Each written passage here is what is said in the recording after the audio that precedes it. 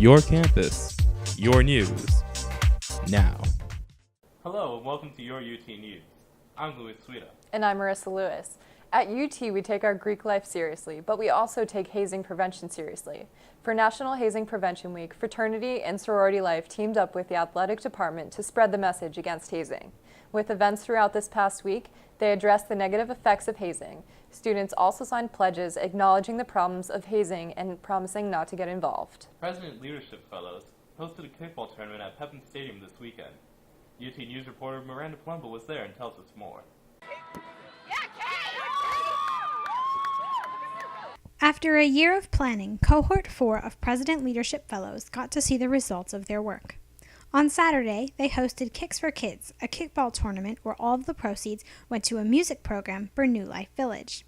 New Life Village is a nonprofit organization that helps foster children get out of the foster care system and get adopted. So we really wanted to impact a small nonprofit where we can make a big impact.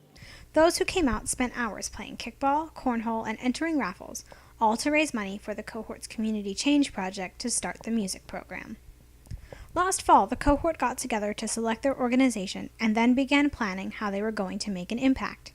It wasn't always smooth sailing when it came to figuring out what they were going to do.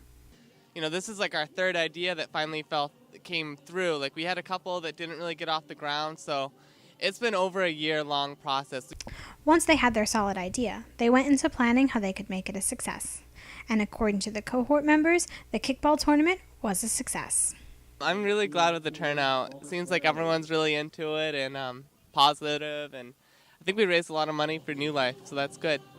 But just because the event is over doesn't mean their work is done. Like, after we get this money, we'll buy supplies, and then we're going to coordinate, hopefully, with the music department at UT to start an internship or some sort of way to get music students at UT connected with the children to give lessons and so forth at New Life.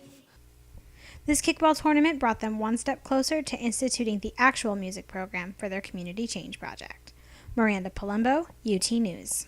The Community Change Project is part of the President Leadership Fellows program. UT Club Hockey started their season a few weeks ago.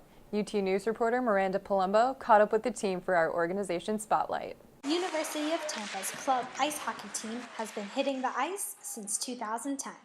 Vice President of Marketing Jared Eckert played on the team for the past 2 years and seen it grow to what it is today. No one, when I was a freshman, knew that we had a hockey team, and it's just been increasing.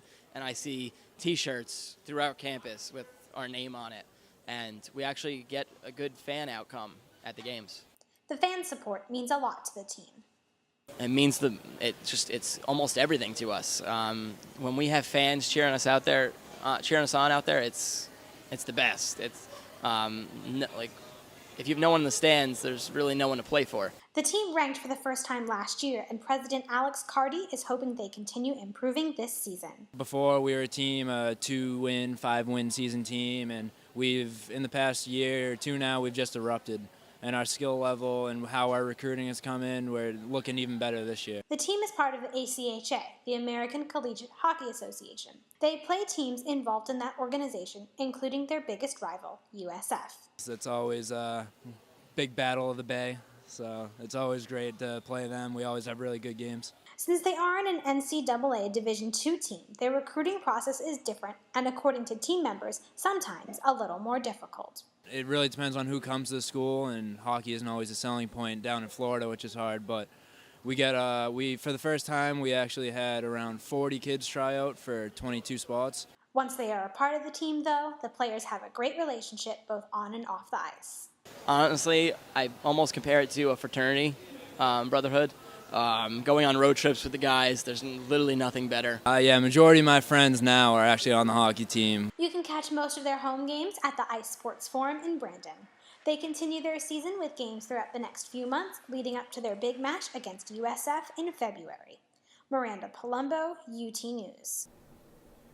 The UT women's soccer team went head-to-head against Florida Southern. They battled one of our biggest rivals at their game last week. The ladies Barnes didn't let Florida Southern score at all, but we didn't get a ball past them either. After going into overtime, the game ended at a tie of 0-0. The men's team had better luck and beat Florida Southern with a final score of 3-1. That's all the time we have for today. We'll see you next week for more UT News.